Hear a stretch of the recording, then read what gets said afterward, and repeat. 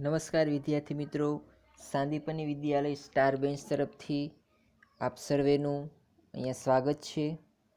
ધોરણ 9 વિષય હિન્દીમાં આપણે છેલ્લે પહેલું કાવ્ય એ પૂરું કરેલ છે।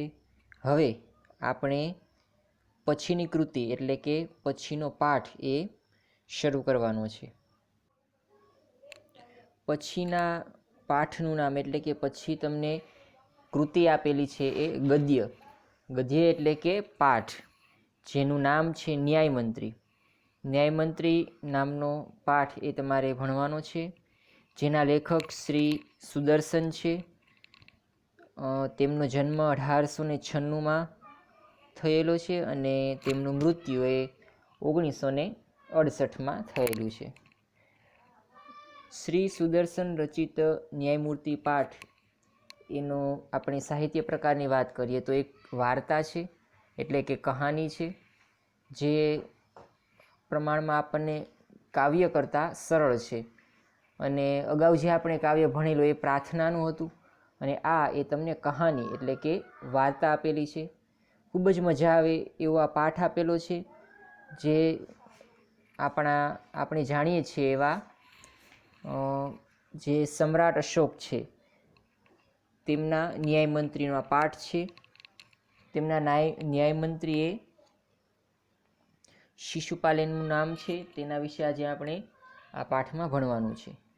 તો ચાલો આપણે હવે તેના સૌપ્રથમ કવિ પરિચય, શ્રી સુદર્શનના કવિ પરિચયથી આપણે શરૂઆત કરીએ। તો પાઠ નંબર 2 ન્યાયમંત્રીમાં એનો જે લેખકનો પરિચય મેળવીએ तो श्री सुदर्शन છે। सुदर्शन जी का मूल वास्तविक नाम ए बद्रीनाथ था, बद्रीनाथ शर्मा। आपका जन्म 1896 ईस्वी सन पंजाब राज्य के सियालकोट नामक स्थान में हुआ था। એટલે કે તેમનો જન્મ એ 1896માં પંજાબ રાજ્યનું સિયાલકોટ નામનું જે ગામ છે સ્થળ ત્યાં થયેલો હતો। बचपन से ही आपने कहानियाँ लिखना प्रारंभ किया था। वार्ताओं लखवानुं एणे तेना नानपणथी ज ए शरू कर्युं छे। पुष्पलता, सुप्रभात, परिवर्तन, पनघट, नगीना आदि आपके सुप्रसिद्ध कहानी संग्रह है। एटले ए बधा एना जे वार्ता संग्रहो छे। आपका एकमात्र उपन्यास है भागवंती। એમનું એક ઉપન્યાસ પણ છે, એનું નામ છે ભાગવંતી। તો આ એક સામાન્ય કવિ પરિચય એટલે કે તમારા પાઠના લેખકનો શ્રી સુદર્શનનો પરિચય હતો। હવે આપણે આ જે આખી વાર્તા છે એનો બોધ એ તમને પછીના પેરેગ્રાફમાં આપેલો છે। જે આપણે કાવ્યમાં જોયું કે બીજો પેરેગ્રાફ એ તમને કાવ્ય શું કહેવા માગે એ અંગેનો છે। અહીંયા પણ આ જે આખો પાઠ છે, આખી વાર્તા છે એ શું કહેવા માગે છે એનો सारांश तमने अहींया 2-3 लाइन में आपेलो छे। इस कहानी में सम्राट अशोक सर्वश्रेष्ठ न्यायमंत्री की खोज में थे। शिशुपाल से मुलाकात होने पर उसकी योग्यता देखकर उससे न्यायमंत्री बनाया। अहींया सम्राट अशोकनी वात करवामां आवी छे। ए एक एवा न्यायमंत्रीनी शोधमां हता। सम्राट अशोक जे गामनो राजा हतो, बराबर सम्राट हतो, एमां न्यायमंत्रीनी जरूर होय छे। कोई पण पहेलाना समयनी वात छे, सम्राट अशोकना समयनी, કે ત્યારે એ સમયમાં એ રાજાઓ હતા એ ન્યાયમંત્રી રાખતા અને ન્યાયમંત્રી એ સાચું શું ખોટું શું એ અંગેના કાયદાઓ ઘડતા અને એનું પાલન કરાવતા, બરાબર। એને આખા ગામનું એટલે કે આખા તેના રજવાડાનું એ સંચાલન કરવાનું અને ન્યાયના કાર્યો કરવાના, અન્યાય કોઈને ન થાય એનું ધ્યાન રાખવાનું। તો આ માટે એ કોઈ એવા સારા વ્યક્તિની શોધમાં હતા। કોણ? સમ્રાટ અશોક। તો હવે સમ્રાટ અશોક છે એમણે આ વ્યક્તિ છે શિશુપાલ એની નિમણૂક કરેલી છે અને એ એવું કહેવા માગે છે કે ન્યાય ન રાજા દેખતા હે ન રંગ, એટલે કે ન્યાય છે એ રાજાને પણ નથી જોતો અને રંગ એટલે કે ગરીબને પણ નથી જોતો। બંને માટે કાયદો સમાન છે, પછી તે ગમે તે હોય। न्यायतंत्र पर विश्वास दिलाने के लिए यहाँ प्रयास किया गया है। એટલે કે લોકોને જે ન્યાયતંત્ર છે દેશનું એના ઉપર વિશ્વાસ આવે એ માટેનો અહીંયા પ્રયત્ન કરવામાં આવ્યો છે। नई पीढ़ी के लिए एक प्रेरक कहानी द्वारा न्यायतंत्र की जिम्मेदारी का भी महत्व समझाया गया है। એટલે કે જે નવી પેઢી છે તેના માટે ન્યાયનું શું મહત્ત્વ છે એનો પણ સમજાવવાનો અહીંયા પ્રયત્ન કરવામાં આવ્યો છે। તો હવે આપણે આ વાર્તાની શરૂઆત કરતાં પહેલાં હું તમને આખી સ્ટોરી એ સમજાવી દઉં કે જેથી આપણે પાઠ ભણીએ ત્યારે તમને સમજવામાં સરળતા રહે। તો વાત છે સમ્રાટ અશોકની। સમ્રાટ અશોકને તેના ગામની અંદર સારા એવા ન્યાય મંત્રીની શોધ હતી। એ ગોતતા હતા કે કોણ એવો વ્યક્તિ છે જે મારા રજવાડાનું યોગ્ય સંચાલન કરી શકે, ન્યાય આપી શકે। આવા ન્યાય મંત્રીની શોધમાં એ સમ્રાટ અશોક એ એક વ્યક્તિ એટલે કે સુદર્શનના ઘરે એ રાત્રિના વેળાએ જાય છે અને એક દિવસ એ રહેવા માટે એનું સ્થાન માંગે છે। તો રાત્રિ રોકાણ કરવા માટે એ વ્યક્તિ એટલે કે સમ્રાટ અશોક એ સુદર્શન, જેને આપણે કીધો છે શિશુપાલ, બરાબર, સુદર્શન એ પોતાની કાવ્યકૃતિમાં એ જે રાજા છે એટલે કે સમ્રાટ અશોક એ અને બીજું જે પાત્ર છે એ શિશુપાલ, આ બંને આપણા વાર્તાના મુખ્ય પાત્ર તરીકે સુદર્શને રજૂ કર્યા છે। તો શિશુપાલના ઘરે એ સમ્રાટ અશોક રાજા જાય છે અને ત્યાં જઈને એની પાસે રાત્રિ રોકાણ માટેનો આગ્રહ કરે છે। હવે જે શિશુપાલ છે એ આપણે જાણીએ છીએ કે અતિથિ દેવો ભવ, મહેમાનોને આપણે બહુ આદર આવકાર આપીએ છીએ। તો એણે પણ જે સમ્રાટ રાજા છે એને આદર આવકાર આપેલો, પણ ત્યારે શિશુપાલને ખબર ન હતી કે આ રાજા છે। પછી એ વાતો કરે છે, દેશની વાતો કરે છે અને સમગ્ર રજવાડાની અને ન્યાય વિશેની વાતો કરે છે અને એમાં બોલાચાલીમાં એવું નક્કી થાય છે કે પેલો શિશુપાલ એ એવું કહે છે રાજાને કે જો મને ન્યાય કરવાનો મોકો મળે ને તો હું બધું વ્યવસ્થિત કરી દઉં, કોઈને અન્યાય ન થાય એવું કામ કરું, પણ મને આ માટે તક મળવી જોઈએ, આ માટે મોકો મળવો જોઈએ, આવી વાત થાય છે। પછી રાજાએ બીજા દિવસે એટલે કે રાત્રિ રોકાણ માટે એ શિશુપાલના ઘરે આવેલા હતા। પછી બીજા દિવસે રાત્રિ રોકાઈને બીજા દિવસે સવારે એ પાછા જતા રહે છે। પછી જે શિશુપાલ છે એને બીજા દિવસે રાજા જતા રહે છે, પછી બીજા દિવસે એ રાજા પોતાના દરબારમાં બોલાવે છે અને જે શિશુપાલ છે એને રાજા કહે છે કે તને યાદ હોય તો હું તારા ઘરે ગઈકાલે રાત્રિ રોકાણ માટે આવેલો। એટલે પેલો શિશુપાલ કહે છે હા મને યાદ છે, પણ શિશુપાલને ખબર ન હતી કે આ રાત્રિ રોકાણ માટે આવેલો એ રાજા છે। પછી એને ખ્યાલ આવે છે કે આ રાજા હતા અને એટલા રાજા પ્રભાવિત થઈ ગયા શિશુપાલની સાથે વાતો કરીને કે તે શિશુપાલને એ પોતાના નગરનો ન્યાય મંત્રી બનાવી દે છે, પોતાના રજવાડાનો ન્યાય મંત્રી બનાવી દે છે। બધું કાર્ય વ્યવસ્થિત ચાલે છે, ન્યાય મંત્રી બની જાય છે શિશુપાલ અને તમામ કાર્યો વ્યવસ્થિત ચાલે, સમગ્ર રજવાડામાં એ તમામ લોકોને હવે ન્યાય મળે છે અને સમગ્ર ગામની પ્રજા એ ખુશખુશાલ છે અને રાજા પણ ખુશખુશાલ છે। હવે એક સમય એવો આવે છે કે જ્યારે એ જે રાજાનું દ્વાર હોય છે એટલે કે દ્વારપાળ, ધ્યાન રાખવાવાળો આપણે કહીએ છીએ કર્મચારી, રાજાના દરબારનો જે કર્મચારી હોય છે, સમ્રાટ અશોક રાજાના દરબારનો એક કર્મચારી એટલે કે દ્વારપાળ, એનું એક દિવસે એવું બને છે કે તેનું કોઈ ખૂન કરી નાખે છે એટલે કે એને કોઈ મારી નાખે છે।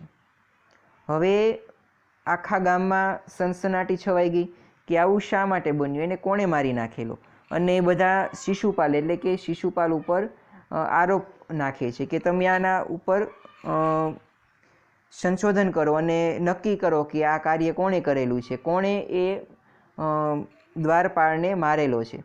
હવે શિશુપાલ એ બહુ શોધખોળ કરે છે અને છેવટે એને ખ્યાલ આવે છે કે દ્વારપાળને મારવાવાળું બીજું કોઈ નહીં પરંતુ સમ્રાટ અશોક રાજા પોતે હતા।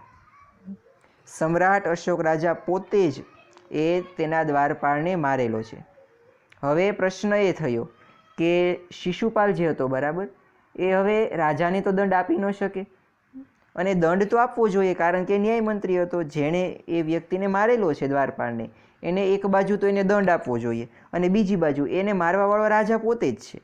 તો હવે રાજાનો તો એ સેવક છે શિશુપાલ, તો પછી દંડ કોને આપવો, એટલે કે દંડ કેવી રીતે આપવો રાજાને, એ મૂંઝવણમાં મુકાયો. હવે કેવી રીતે રાજાને દંડ આપવો, એક બાજુ ન્યાય અને બીજી બાજુ રાજા, આ પરિસ્થિતિમાં એ મુકાયો.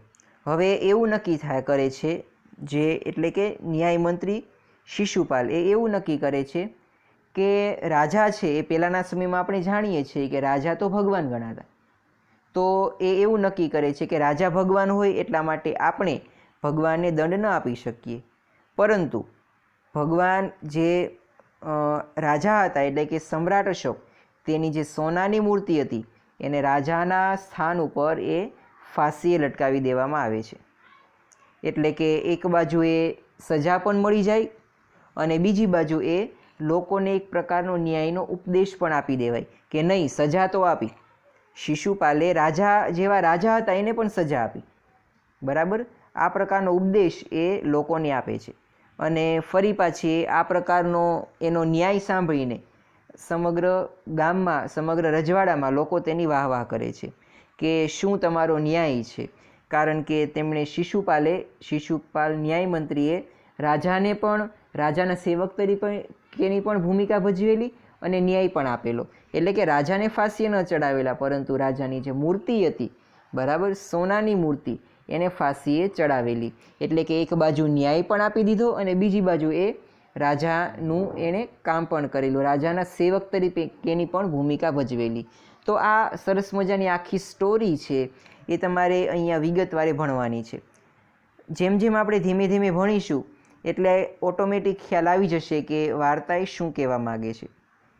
તો જુઓ, હવે આપણે પ્રથમ વાક્યથી એ આ સ્ટોરીની, આ વાર્તાની, આ કહાનીની શરૂઆત કરીએ. संध्या का समय था, चारों ओर अंधकार फैल चुका था. संध्या એટલે કે રાત્રિ, રાત્રિનો સમય હતો. ચારેક ઓર એટલે કે ચારે બાજુએ અંધકાર ફેલાયેલો હતો, બરાબર. चारे ओर अंधकार फैल चुका था. ऐसे में किसी ने बाहर से घर का दरवाज़ा खटखटाया. હવે આવી પરિસ્થિતિ હતી અને બહારથી એ કોઈએ દરવાજો ખખડાવ્યો. સંધ્યાનો સમય હતો, ચારે બાજુ અંધકારું હતું અને ઘરની બહાર કોઈ વ્યક્તિએ દરવાજો ખખડાવ્યો. कौन है? ब्राह्मण शिशुपाल ने थोड़ा सा दरवाजा खोलते हुए पूछा. એટલે કે શિશુપાલ એ બ્રાહ્મણ જ્ઞાતિ, એ બ્રાહ્મણ હતો અને આ બ્રાહ્મણ શિશુપાલે એ દરવાજો ખોલતા વખતે પૂછ્યું કે કોણ છે? એક પરદેશી. બહાર સે આવાજ આવી, એટલે કે બહારથી એવો અવાજ આવે છે કે એક પરદેશી એટલે કે બહારના ગામનો, બહારના પ્રદેશનો, દેશનો વ્યક્તિ. क्या मुझे रात काटने के लिए स्थान मिल जाएगा? બહારથી એવો અવાજ આવે છે કે હું એક પરદેશી, મુझे એક રાત કાટને કે લીએ ક્યાં સ્થાન મિલ જાયગા, એટલે કે મને શું આ એક રાત્રિ માટે રોકવા માટે સ્થળ મળશે? એવો બહારથી એ સવાલ પૂછે છે, બરાબર. એટલે કે રાત્રિનો સમય હોય છે, અંધકાર હોય છે ચારે બાજુ અને બહારથી એ કોઈ દરવાજો ખખડાવે છે. અંદર રૂમની અંદર એ દ્વારપાળ એટલે કે બ્રાહ્મણ શિશુપાલ છે. હવે એ બ્રાહ્મણ શિશુપાલ એ ગભરાઈને બહારના વ્યક્તિને સવાલ પૂછે છે કે કોણ છે? એટલે બહાર રહેલો વ્યક્તિ કહે છે કે હું એક પરદેશી છું, એટલે કે બહાર ગામનો વ્યક્તિ છું અને મને શું આ એક રાત્રિ માટે જગ્યા મળશે? એવો સવાલ પૂછે છે. जैसे ही शिशुपाल ने पूरा दरवाज़ा खोला उनके सामने एक नवयुवक खड़ा था. એટલે કે જેવો એ શિશુપાલે હવે દરવાજો ખોલ્યો એટલે સામે એક નવયુવક એટલે કે એક યુવાન વયનો વ્યક્તિ ઊભો હતો. ઉન્હોંને મુસ્કુરા કર કહા, એટલે કે તેણે થોડુંક હસીને કહ્યું, यह मेरा सौभाग्य है, अतिथि के चरणों से यह घर पवित्र हो जाएगा, आइए पधारिए. હવે શિશુપાલ એટલે કે ઘરનો માલિક એ પેલા વ્યક્તિને, જે બહાર કોઈ અજાણ્યો વ્યક્તિ આવેલો છે, નવયુવક, એને કહે છે કે યહ મેરા સૌભાગ્ય હે, આ તો અમારું સૌભાગ્ય છે. અતિથિ કે ચરણો સે યહ ઘર પવિત્ર હો જાયેગા. અતિથિ એટલે કે મહેમાન. હવે મહેમાનના અમારા ઘરમાં આવવાથી અમારું ઘર એ પવિત્ર થઈ જશે, એવું એ જણાવે છે. આઈએ પધારીએ, આવો પધારો. આવું કોણ કહે છે? તો આવું જણાવવાનું કામ કોણ કરે છે? આ તમને આ પ્રકારનો સવાલ એ પૂછાતો હોય છે. તો જે શિશુપાલ છે એ આ વાક્ય બોલે છે. કયું વાક્ય બોલે છે? કે યહ મેરા સૌભાગ્ય હે, અતિથિ કે ચરણો સે યહ ઘર પવિત્ર હો જાયેગા, આઈએ પધારીએ. બરાબર, શિશુપાલે પોતાના ઘરમાં જે બહારનો નવયુવક છે તેને આમંત્રણ આપે છે. અતિથિ को लेकर शिशुपाल घर में गए और उनका आदर सत्कार किया. હવે આ મહેમાનને શિશુપાલ પોતાના ઘરમાં લાવે છે અને તેનો આદર સત્કાર કરે છે. फिर दोनों उस समय की देश की अवस्था पर बात करने लगे. હવે એ વ્યક્તિ સાથે, શિશુપાલ હતો એ જે બહારથી વ્યક્તિ આવેલો હતો તેની સાથે દેશ વિદેશ પરદેશની વાતો કરવા લાગેલો, કે દેશમાં શું બને છે, શું છે, આવી એ સામાન્ય એવી વાતો કરે છે. શિશુપાલને કહા એટલે કે શિશુપાલે કહ્યું, આજકલ બડા અન્યાય હો રહા હે, એટલે કે આજે ખૂબ જ અન્યાય થઈ રહ્યો, એટલે કે કોઈને ન્યાય મળતો નથી. આવું કોણ કહે છે? શિશુપાલ. આ બાબત તમે ખાસ નોંધ લેજો. કોણ કોને કહે છે? આ બધી વિગતો તમને પ્રશ્નમાં પૂછાય છે. એટલે કે આજકલ બડા અન્યાય હો રહા હે, આ વાક્ય કોણ બોલે છે? તો આ વાક્ય શિશુપાલ બોલે છે. કોને કહે છે? તો જે બહાર નવયુવક આવેલો છે, એના ઘરે મહેમાન આવેલો છે, એને કહે છે. પરંતુ પરદેશી ઉસ બાત સે સહમત ન થા. પરદેશી એટલે જે બહાર ગામથી આવેલો વ્યક્તિ છે એ આ બાબતથી સંમત ન હતો. વો ઉસ બાત સે સંમત ન થા. વહ બોલા એટલે કે તે બોલ્યો, દોષ નિકાલના તો સુગમ હે, એટલે કે કોઈ વ્યક્તિનો દોષ નિકાલના, કોઈ વ્યક્તિનો દોષ કાઢવો એ તો સરળ છે, સુગમ છે. પરંતુ કુછ કરકે દિખાના કઠિન હે, પરંતુ કંઈક કરીને બતાવવું એ અઘરું છે. આવું કોણ જણાવે છે? તો જે પરદેશી આવેલો હતો એ. બરાબર, ફરી એકવાર ધ્યાન આપજો.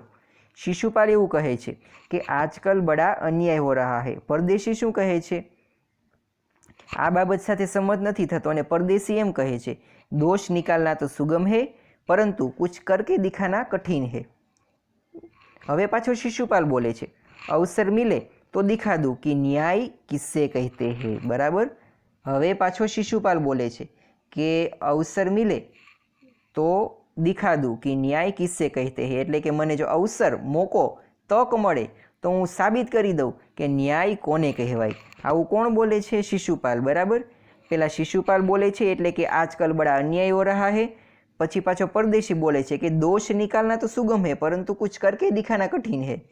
પછી પાછો શિશુપાલ બોલે છે કે અવસર મિલે તો મેં દિખા દઉં કે ન્યાય કિસ્સે કહેતે હે. બરાબર, તો આપ અવસર ચાહતે હે, આ વાક્ય કોણ બોલે છે? ફરીવાર, તો આપ અવસર ચાહતે હે, આ વાક્ય પરદેશી બોલે છે. એટલે કે તો આપ અવસર ચાહતે હે એટલે કે શું તમે આવો મોકો માંગો છો? પછી પાછું બોલે છે હા અવસર ચાહતા હું, એટલે કે આ વાક્ય ફરી શિશુપાલ બોલે છે કે હા હું એવો મોકો માગું છું કે મને ન્યાય આપવાનો મોકો મળે. ફિર કોઈ અન્યાય નહીં હોગા. પછી પાછો કોણ બોલે છે? તો કે પેલો પરદેશી, તમે એમ કહો છો કે મારે મોકો જોઈએ, અવસર જોઈએ, તો શું પછી કંઈ અન્યાય નહીં થાય? આવું જણાવે છે. કોણ જણાવે છે? પેલો પરદેશી. પછી પાછું વાક્ય આવે છે બિલકુલ નહીં, એટલે આ વાક્ય કોણ બોલે છે? શિશુપાલ. નહીં, આવું નહીં થાય. બરાબર, ફરી એકવાર, પેલા આજકલ બડા અન્યાય હો રહા હે એમ શિશુપાલ બોલે છે અને પેલા નવયુવક એટલે કે પરદેશીને કહે છે. પરદેશી પાછો બોલે છે દોષ નિકાલના તો સુગમ હે પરંતુ કુછ કરકે દિખાના કઠિન હે. પછી પાછો શિશુપાલ બોલે અવસર મને મળે તો હું તમને સાબિત કરી દઉં કે ન્યાય કોને કહેવાય. પછી પેલો સામે પરદેશી કહે તો આપ અવસર ચાહતે હે, એટલે કે શું તમે આવો મોકો માંગો છો? તો પાછો કોણ બોલે છે હવે? શિશુપાલ. હા અવસર ચાહતા હું, હા મારે એવો મોકો જોતો છે. પછી પાછો પરદેશી બોલે તો ફિર અન્યાય નહીં હોગા. બરાબર, એટલે કે શું તો કાંઈ અન્યાય નહીં થાય તમારાથી?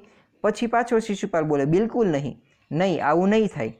પછી પાછો પેલો બોલે છે કોઈ અપરાધી દંડ સે ન બચેગા, એટલે કે શું કોઈ અપરાધી એ દંડથી નહીં બચે? પછી પાછો શિશુપાલ બોલે છે નહીં, એટલે કે શિશુપાલને એ ન્યાય મંત્રી બનવું છે, એટલે કે એને ન્યાય કરવા માટે સક્ષમ છે એવું દર્શાવે છે. પછી પાછો પરદેશી બોલે છે, પરદેશી મુસ્કુરા કે કહા, બરાબર, મુસ્કુરા કર પરદેશી ને કહા, ક્યાં કહા, યહ બહુત કઠિન કામ હે, બરાબર, એટલે કે આ ખૂબ જ અઘરું કામ છે એ બાબતનું અહીંયા જણાવે છે. ફરી એકવાર મિત્રો ધ્યાન આપજો, કયું વાક્ય કોણ બોલે છે ને કોને કહે છે, આ સવાલ તમારે આવે છે, એટલે અહીંયા તમારે એ એક બાબતનું ધ્યાન રાખવાનું છે. હવે પાછું કોણ બોલે છે, તો કે ન્યાય મંત્રી બનવાનો છે, એટલે કે શિશુપાલ બોલે છે. શું બોલે છે? શિશુપાલ એક જ્ઞાતિએ બ્રાહ્મણ હતો. બ્રાह्मण के लिए कुछ भी कठिन नहीं, मैं न्याय का डंका बजा कर दिखा दूंगा, બરાબર. એ એવું જણાવે છે કે બ્રાહ્મણ માટે કંઈ પણ કાર્ય અઘરું નથી અને હું ન્યાયનો ડંકો વગાડીને બતાવી દઈશ. આવું કોણ જણાવે છે? તો આવું એ પેલો શિશુપાલે જણાવે છે. અને કોને કહે છે? તો પેલો પરદેશી વ્યક્તિના ઘરે મહેમાન તરીકે આવેલો છે એ પરદેશી વ્યક્તિને કહે છે કે હું એક બ્રાહ્મણ છું અને હું કંઈ પણ કરી શકું છું અને ન્યાયનો ડંકો વગાડીને પણ બતાવી શકીશ, આવું જણાવે. પરદેશી ધીરે સે મુસ્કુરાયા, આવું સાંભળીને પરદેશી થોડોક હસ્યો પરંતુ કંઈ બોલ્યો નહીં. પર કુછ ન બોલે. ફિર કુછ દેર બાદ વે સો ગયે. હવે રાત્રિ રોકાણ કરવા માટે આવેલો હતો એટલે થોડી વાર પછી તે સૂઈ ગયો. સુબહ ઉઠકર પરદેશીને શિશુપાલ કો ધન્યવાદ દેકર ઉસને વિદા લી. એટલે કે હવે સવાર પડી એટલે જે પેલો પરદેશી નવયુવાન આવેલો હતો, નવયુવાન, એણે હવે શિશુપાલને ધન્યવાદ કરીને તેની રજા લીધી, એટલે કે હવે ત્યાંથી તે ચાલ્યો ગયો. कुछ दिनों बाद शिशुपाल के घर कुछ सिपाही आए और उन्हें दरबार में चलने के लिए कहा, बराबर. થોડાક દિવસો ગયા અને શિશુપાલના ઘરે એ કોઈ પરદેશી વ્યક્તિ આવેલા. પેલો પરદેશી વ્યક્તિ આવેલો હતો, બરાબર, એ સવારે વિદા લે છે અને તેના થોડા દિવસ થાય છે, એટલે કે કોઈ સિપાહી, સિપાહી એટલે કે રાજાનો જે કર્મચારી હોય તેને સિપાહી કહેવાય, એ સિપાહી એ તેના ઘરે આવે છે અને જણાવે છે ઉન્હે દરબાર મેં ચલને કે લીએ કહા, એટલે કે તેણે રાજાના દરબારમાં આવવા માટેનું કહ્યું. કોને કહ્યું? શિશુપાલને. કોણે કહ્યું? સિપાહીએ. એટલે કે થોડાક દિવસ પછી શિશુપાલના ઘરે સિપાહી આવે છે અને તેને દરબારમાં આવવા માટેનું કહે છે કે તમે ચાલો દરબારમાં, તમને રાજા બોલાવે છે. શિશુપાલ સહમ ગયે, બરાબર. શિશુપાલ એ સહમ ગયે એટલે કે થોડાક ડરી ગયા, આશ્ચર્ય પામેલા. वे समझ नहीं सके कि सम्राट ने उन्हें क्यों बुलाया है, કારણ કે અચાનક જ જો કોઈ વ્યક્તિને રાજા બોલાવે છે એટલે આશ્ચર્ય તો થાય. એટલે શિશુપાલને પણ આમ આઈડિયા નથી આવતો કે રાજાએ મને શા માટે બોલાવ્યો હશે, બરાબર. वे समझ नहीं सके कि सम्राट ने उससे क्यों बुलाया है. कहीं उस परदेशी ने तो सम्राट से झूठी सच्ची शिकायत नहीं कर दी. એટલે કે શિશુપાલને પેલો વિચાર આવેલો કે મારા ઘરે તે થોડા દિવસ પહેલાં પરદેશી આવેલો હતો, એણે કાંઈ સાચું ખોટું રાજાને કહી તો નથી દીધું ને, એવું એને મનમાં વિચાર આવે છે. દરબાર મેં પહોંચકર શિશુપાલ કા કલેજા ધડકને લગા. એટલે કે દરબારમાં પહોંચ્યો એટલે શિશુપાલના કલેજા એટલે કે તેનું હૃદય એ ધડકવા લાગેલું. ઉન્હોને દેખા કે પરદેશી હી સમ્રાટ અશોક થે. મિત્રો આ બાબત અગત્યની છે. હવે જ્યારે શિશુપાલ એ રાજ દરબારની અંદર જાય છે ત્યારે તેને ખબર પડે છે કે મારી ઘરે જે પેલો વ્યક્તિ પરદેશી એ મહેમાન તરીકે આવેલો હતો એ બીજો કોઈ નહીં પરંતુ રાજા સમ્રાટ અશોક એ પોતે જ હતા, બરાબર. તેના ઘરે જે પરદેશી આવેલો હતો એ બીજું કોઈ નહીં પરંતુ રાજા અશોક સમ્રાટ પોતે જ હતા. સમ્રાટ બોલે એટલે કે રાજા અશોક સમ્રાટ બોલે છે. બ્રાહ્મણ દેવતા એટલે કે કોને કહે છે બ્રાહ્મણ દેવતા? તો કે શિશુપાલને. એ પોતે જ્ઞાતિએ બ્રાહ્મણ છે. मैं आपको न्याय का अवसर देना चाहता हूँ, आप तैयार है? હવે જુઓ, પરદેશી વ્યક્તિ એટલે કે રાજા એ પરદેશી બનીને પેલાની ઘરે ગયા હતા અને ત્યારે ન્યાયની બહુ વાતો કરતા હતા, બરાબર. મોકાની એટલે કે જે શિશુપાલ હતો એ એવું જણાવતો હતો કે મને મોકો મળવો જોઈએ ન્યાય કરવાનો, બરાબર. તો હું બધાને ન્યાય કરીને બતાવી દઉં, હું બ્રાહ્મણ છું, હું ગમે તે કરી શકું છું, આવું જણાવતો હતો. એટલે હવે રાજાએ તેમને એટલે કે શિશુપાલને ન્યાય કરવાનો મોકો આપે છે કે જા હું તમને ન્યાય કરવાનો મોકો આપું છું, શું તમે તૈયાર છો? આવો સવાલ પૂછે છે. કોણ પૂછે છે? અશોક સમ્રાટ રાજા એ शिशुपाल ने पूछे छे कि ब्राह्मण देवता, मैं आपको न्याय करने का अवसर देना चाहता हूँ, आप तैयार है? पहले तो शिशुपाल घबराए, फिर बोले, એટલે પહેલા તો ડરી ગયો અને પછી બોલ્યો, यदि सम्राट की यही इच्छा है तो मैं तैयार हूँ। जो राजा सम्राट अशोकनी આવી ઈચ્છા હોય ને તો હું ન્યાય મંત્રી બનવા માટે તૈયાર છું। બરાબર, હું ન્યાય કરવા માટે તૈયાર છું। આવું કોણ જણાવે છે? તો શિશુપાલ બોલે છે। પછી બોલે છે રાજા, बहुत ठीक, कल से आप न्याय मंत्री हुए। बराबर, એટલે કે અશોક સમ્રાટ રાજાએ શિશુપાલને ન્યાય મંત્રી બનાવેલો, પોતાના દેશનો, પોતાના એ રજવાડાનો ન્યાય મંત્રી બનાવે છે। કોને બનાવે છે? શિશુપાલને। બરાબર, એટલે કે રાજા સમ્રાટ અશોક એ શિશુપાલને તેના દેશ માટેનો ન્યાય મંત્રી બનાવે, એટલે કે હવે ન્યાય અંગેના કાયદાઓ ઘડવાનું, ન્યાય આપવાનું કાર્ય કોણે કરવાનું છે? તો કે ન્યાય મંત્રીએ। અને શિશુપાલને सम्राट अशोक राजा ए न्याय मंत्री बनावी दे छे। सम्राट ने कहा और अपने हाथ से अंगूठी उतार कर शिशुपाल को पहना दी। बराबर, सम्राट राजाए कह्यु अने तेना हाथ में अंगूठी एटले के जे वीटी हती ए कोने पहेरावी दीधी? तो के शिशुपालने पहेरावामां आवी।